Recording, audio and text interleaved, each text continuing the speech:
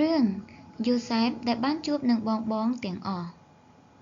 ភាពអត់ឃ្លាននោះបានរីករាលដាលពាសពេញស្រុកក៏បានមកដល់ស្រុកកាណានដែលយ៉ាកបនិងកូនប្រុសរបស់គាត់រស់នៅដែរលោកឪពុកពេលនេះស្រូវដែលនៅក្នុងជង្រុកគឺអស់ហើយគ្មានសល់អ្វីនោះទេតើត្រូវធ្វើយ៉ាងម៉េចទៅទើបល្អកូនរបស់ខ្ញុំក៏ស្រេកឃ្លានខ្លាំងណាស់ដែរពេលនេះយើងត្រូវតែស្វែងរកដំណោះស្រាយឲ្យលោកឪពុកយ៉ាកបក៏គិតហើយក៏ឆ្លើយថានេះពួកឯងនៅអង្គុយនៅទីនេះមួយកន្លែងឬតើវាមានរបស់សម្រាប់បរិភោគមែនពួកឯងត្រូវតែចេញទៅស្វែងរកដោយខ្លួនឯងទើបវាមានតាមដែលយើងបានឮមកគឺមាននាយករដ្ឋមន្ត្រីដ៏ឆ្លាតវៃម្នាក់នៅឯអេស៊ីបដូច្នេះនៅទីនោះមានភាគរយតិចក្នុងការទទួលនៅភាពអត់ឃ្លានបើយើងយកលុយទៅយើងអាចប្ដូរនឹងស្បៀងអាហារបានដូច្នេះចូលឯងទៅឯអេស៊ីបទៅស្វែងរកស្បៀងអាហារមកដូច្នេះបងរបស់យូសែបទាំង10នាក់ទាំងអស់ក៏បានធ្វើដំណើរឆ្ពោះទៅអេស៊ីប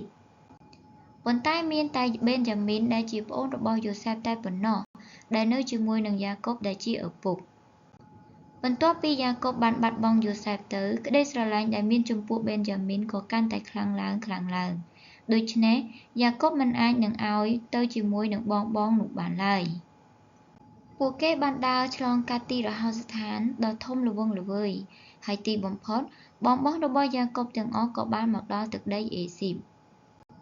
នៅទីនោះគឺមានសុទ្ធតែជនជាតិនៃសាសផ្សេងជាច្រើនបានមកប្រមូលផ្ដុំគ្នាយ៉ាងកកជួរដែលពួកគេឈរសម្រាប់ទិញស្បៀងអាហារនោះគឺវែងយ៉ាងខ្លាំងដែលបងប្អូនរបស់យូសែបត្រូវតែរង់ចាំជាច្រើនថ្ងៃនៅទីបំផុតក៏បានមកដល់វេនរបស់ពួកគេដែលត្រូវទិញស្បៀងលោកនាយករដ្ឋមន្ត្រីវេនបន្ទាប់គឺជារ៉ូបែននិងបងប្អូនរបស់គាត់ដែលមកពីកាណាននៅពេលដែលយូសែបបានឮបែបនោះហើយគាត់ភ្ញាក់ផ្អើលយ៉ាងខ្លាំងគាត់គ្មានពេលនឹងដាស់ស្មារតីហើយពេលនោះបងប្អូនដែលបានបោះបង់ចោលគាត់ជាយូរមកហើយនោះក៏បានចូលមកបងទាំងអស់ក៏បានឱនក្រាបចុះទាំងមិនបានសម្លឹងមើលមុខរបស់យូសែបដែលជានាយករដ្ឋមន្ត្រីទាល់តែសោះខ្ញុំម្ចាស់ឈ្មោះរ៉ូបែនមកពីស្រុកកាណានលោកនាយករដ្ឋមន្ត្រីដ៏ឆ្លាតវៃនៃប្រទេសអេស៊ីបអើយសូមទទួលយកនៅការឱនក្រាបរបស់ពួកយើងខ្ញុំផងបងទាំងអស់ក៏ឱនក្រាបបង្គំទាំងដែលមិនបានដឹងថានាយករដ្ឋមន្ត្រីនោះគឺជាយូសែបនោះឡើយ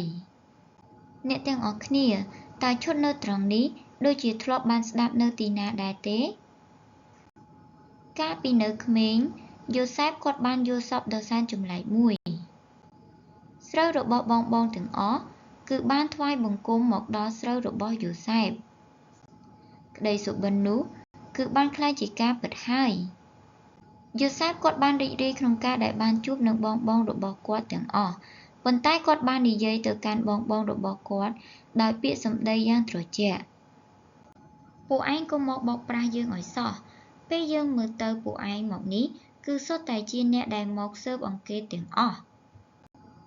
ពួកអ្នកដែលចូលមកទីនេះគឺគ្រាន់តែដើម្បីមកស្វែងរកនៅចំណុចខ្សោយរបស់អេស៊ីបយើងតែប៉ុណ្ណោះនៅពេលដែលបងរបស់យូសែបបានឮពាក្យទាំងនោះហើយពួកគេមានការតក់ស្លុតជាខ្លាំង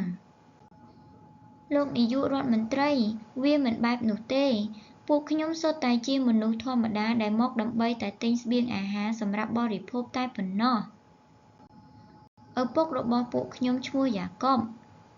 ពួកខ្ញុំមានបងប្អូន12នាក់បេនយ៉ាមីនដែលជាកូនពៅគឺនៅជាមួយនឹងលោកឪពុករបស់ខ្ញុំនៅឯស្រុកកំណើតហើយប្អូនម្នាក់ទៀតនោះគឺបានបាត់ខ្លួនតាំងពីតូចម្ល៉េះហើយគឺពួកខ្ញុំទាំង10នាក់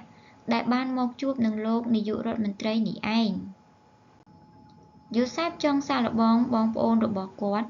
ដើម្បីមើលថាតើពួកគេស្អប់បេនយ៉ាមីនដូចដែលពួកគេស្អប់គាត់ដែរឬអត់ដូច្នេះគាត់បានប្រើល្បិចមួយល្អអញ្ចឹងចូលពួកឯងបង្ហាញភស្តុតាងមកថាពួកឯងមិនមែនជាអ្នកដែលមកស៊ើបអង្កេត ប្រសិនបើពួកឯងជាមនុស្សស្មោះត្រង់ក្នុងចំណោមពួកឯងម្នាក់ត្រូវតែនៅជាប់គុកនៅទីនេះហើយក្រៅពីនោះយកស្បៀងអាហារឲ្យត្រឡប់ទៅស្រុកកំណើតវិញចុះប៉ុន្តែត្រូវតែនាំប៊េនយ៉ាមីនដែលជាប្អូនពៅរបស់ពួកឯងមកដែរ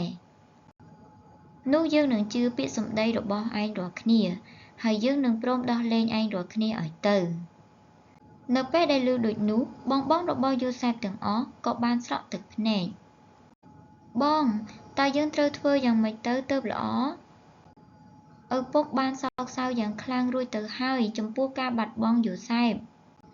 តើគាត់ព្រមឲ្យប៊េនយ៉ាមីនមកជាមួយនឹងយើងមែន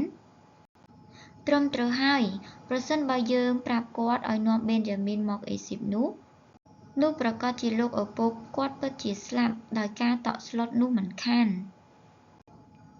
រ៉ូប៊ែនដែលជាបងច្បងនោះក៏និយាយដោយហូរទឹកភ្នែកថានេះសុទ្ធតែជាទោសដែលយើងទទួលដោយសារតែយើងប្រព្រឹត្តអំពើបាបចំពោះយូសែបហើយតើពេលនោះយើងមិនបានហាមទេឬអីថាកុំឲ្យធ្វើបាបយូសែបឲ្យសោះនេះព្រះជាម្ចាស់ទ្រង់បានផ្ដល់ទោសដល់យើងហើយយូសែបដែលកំពុងមើលទិដ្ឋភាពនោះគាត់ពិតជាមិនអាចទប់ទឹកភ្នែកបាននោះឡើយគាត់ពិតជាសប្បាយចិត្តយ៉ាងខ្លាំងនៅពេលដែលឃើញបងរបស់គាត់បានដឹងអំពីកំហុសរបស់ខ្លួនកាលពីអតីតកាលប៉ុន្តែគាត់បាននិយាយយ៉ាងម៉ឺងម៉ាត់សាជាថ្មីម្ដងទៀតដោយក្លែងខ្លួនជាជនជាតិអេស៊ីបថាសម្រេចចិត្តឲ្យលឿនតើពួកឯងមិនថាមកទីនេះដោយសារតែត្រូវការស្បៀងអាហារទេឬអីអញ្ចឹង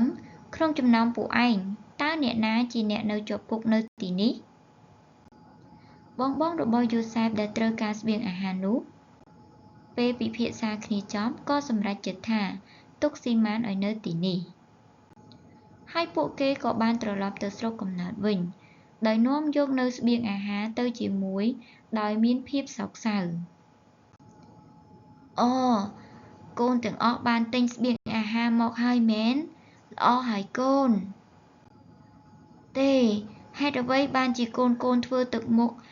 រោគយំបែបនេះនេះអត់មានស៊ីម៉ានទេ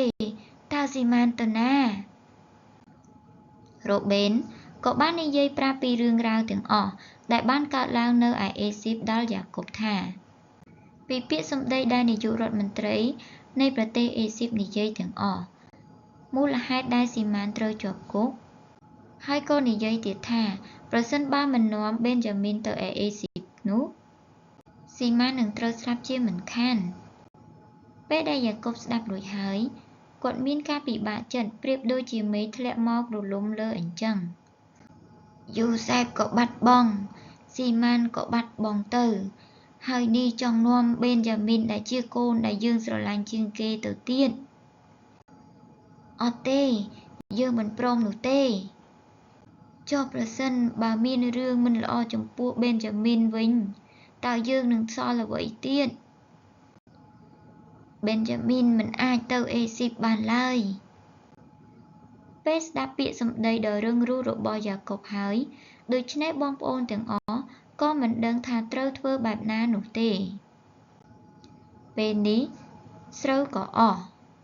ពួកគេបានព្រួយបារម្ភកាន់តែខ្លាំងឡើងអំពីការដែលឲ្យឪពុកប្ដូរចិត្តអ្នកទាំងអស់គ្នាតើយ៉ាកុបផ្លាស់ប្ដូរចិត្តដែរឬទេហើយតើយូសែបនិងប៊េនយ៉ាមីនវិញបានជួបគ្នានៅឯអេស៊ីបដែរឬទេអញ្ចឹងយើងនឹងជួបគ្នាក្នុងសាច់រឿងបន្ទាប់ទៀតសូមអរគុណសូមជម្រាបលា